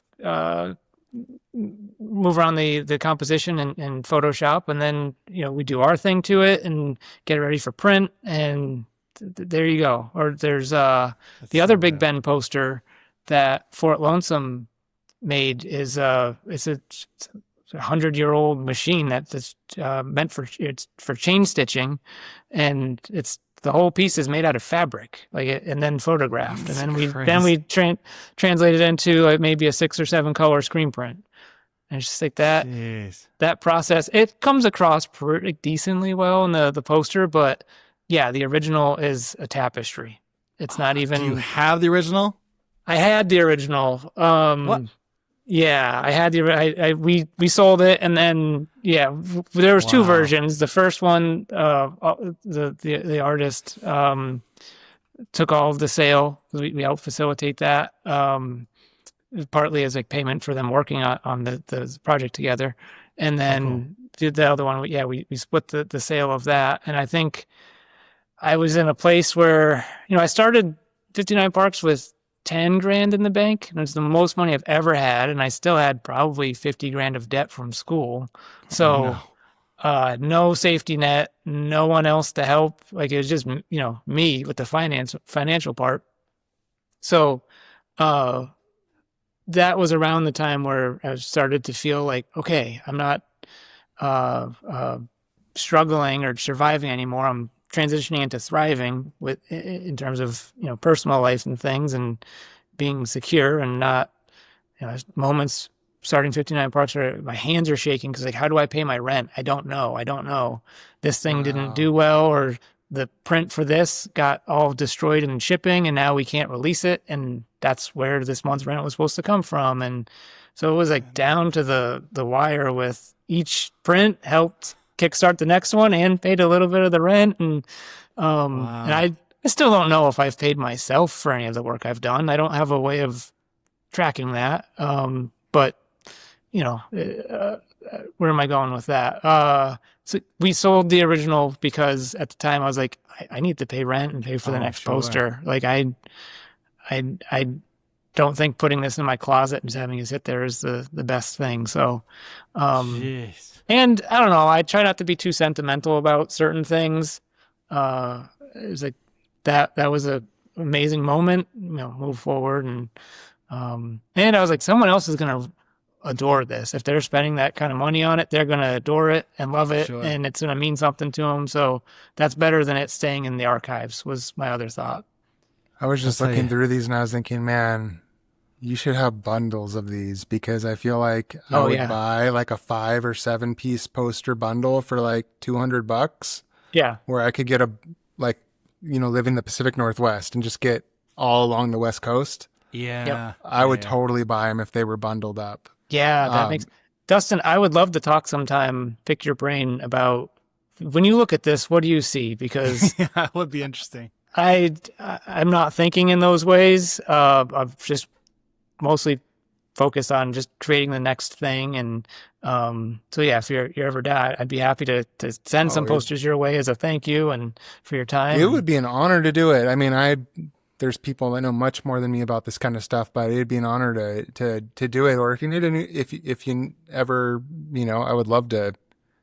I can see why people work with you after talking to you for 2 hours. I can see why so many people work with you, because I find myself being like, can I please promote you? Like, can I send something to my email list? Because you're just like, oh yeah, like this is really cool. And it's so rare that someone is just doing something for just pure intentions of the love of doing it. And you're like, I want to be part of that. I don't get to be part of that. It's so rare that someone is doing something for those reasons. And it makes sense to me now, after talking to you for a couple hours, why people do it. Because they're like, yeah, I'm missing that. I would love to do something where I can have a little piece of that feeling of contributing to that. I wasn't overhyping him, you see? I told you, you lived up to the hype. You were all the hype and more. It's so great. Wow. It's great to have gotten to talk to you. I really wanted to ask you a question for the audience. Yeah. So for like people that are like 15-year-old, 16, 17-year-old JPs that are out there and they have something like they want to do, that they're dreaming of doing, and they're now facing, I don't know, the AI apocalypse and crazy political turmoil of all these divisive things. I don't have to list these things off to you like we all live in caves. But if someone has something they just love and want to do, what are the first steps you would tell them to start doing it? Because I feel like there's a lot of people out there and they tell their friends about this idea that they have, and they don't know what the first thing to do is. And it's so hard, I feel like, at first. And if that's too hard a question, you can just be like, let me think about that and I'll message you. It's not. My instinct is something I'd heard one of my heroes, Joseph Campbell, say often, is just follow your bliss. And he was saying that in context of, in some of the religious texts he was reading through, he was like, I don't know if I'm living like the right life. I don't know if I'm, spiritually on the right path, but I know where my bliss is, and it's the work that I'm doing here. Let me do that, and everything else, doors will open where there weren't doors before. And it might be, cheesy to quote someone else instead of use my own words here, but that's the thing that came out when you asked the question. And it's not a specific plan. It's not the first, maybe that is the first step, is follow whatever it is that you're most excited about, especially when you're younger, because like you said, Dustin, I can totally empathize with I need to focus on the financial part of this because I have people who depend on me now. When you're younger, you don't. So that's the sort of flexibility you have to say, if I go broke, I'm fine. It's just me that's impacted by it. I won't ask anyone else for a bailout, and it's on me, and I'll have to, I'm the only one who suffers if that happens. And then if you're enjoying the work that you're doing, is it really all suffering anyway?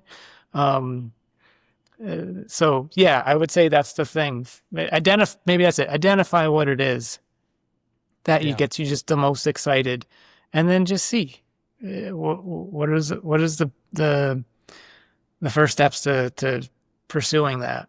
What would that look like? And hold on to that feeling moving forward. I feel like that's the hardest part. Yeah. Remember why you did it. Yes. And even if there's detours, like that could be the path. You don't know until it's hindsight or, that was actually the way to get where I'm going. So people ask, would you change anything about your life? There's been so many ups, downs, and struggles and painful moments. It's just gnarly stuff that I had to go through. Maybe shouldn't have had to see. Wouldn't change any of it because it might change where I am now. And there's things I'm aspiring towards now, but I ultimately love where I am now, even though it's still plenty of challenges and things that I'm working through. So yeah, even embrace the parts that feel like detours on the way to your, whatever that thing is that you want to do. Is that helpful? I did all this. It's not super specific, but it's great. No, I mean, I wish that someone had told me that early on, because I was kind of searching around for mentors who I found, but no one really said that. And I think that makes a lot of sense. And I think it's really helpful that you also said, I just want to do the things I want to get done, what I say I'm going to get done. And if it takes 10 years, it will take 10 years. And that's a really inspiring, and it takes, I think, some of the stress off. I think when you're young, you feel like everything it feels like things get done in 6 months or 3 months. People are building shoe brands or something like that. And when you put the time horizon to 10 years, so much feels possible if you can just keep focused on what you love. Mm-hmm. Yeah, that's fantastic. JP, thank you. Thank you, man, for taking the time. This was awesome. I'm so glad you got to come on here and chat with us and get to know Dustin a little better. And Dustin, you get to know JP. This was cool. And hopefully all the listeners here got to really enjoy this one. Yeah, thank Absolutely. you so much. I appreciate you both. Thank you. Just so everybody can find you, 59 Parks Project, 59parks.net is where you'd find the 59 Parks. And then you also have the Baseline Review. What's the URL for that? .net. Baseline Review. .net. It's really amazing. I know we talked a lot about it, but we didn't. I personally am a part of it. I did some of the artwork. I did Bill Russell artwork, but the whole project is beautifully done, just like anything that JP puts out. It's so well thought out. You could feel the passion in it. It's a super exciting project, so go check it out. And go look at it. Like, it's one thing to talk about stunning. it. Go look at stunning. it, and you will. It's hard to turn away from. It's amazing. Yeah. Yeah. Even if you don't like basketball, you can just appreciate the stories, and the art is just incredible. And aside from the Bill Russell, just because I'm not tooting my own horn here. There's so many amazing artists. I say it about the 59 Park Project. There's just so many artists that I'm always like, they got the best artists there. And they're like, aren't you one of them? I'm like, yeah, but I'm not talking about myself. I'm talking about everybody else that's on there. I just feel always honored to be a part of it. So thank you. You're one of them. Oh, well, I appreciate that. And he never stops reminding us of it. And I never stop reminding everybody. I let everybody know. I play with you, buddy. I'm playing with you.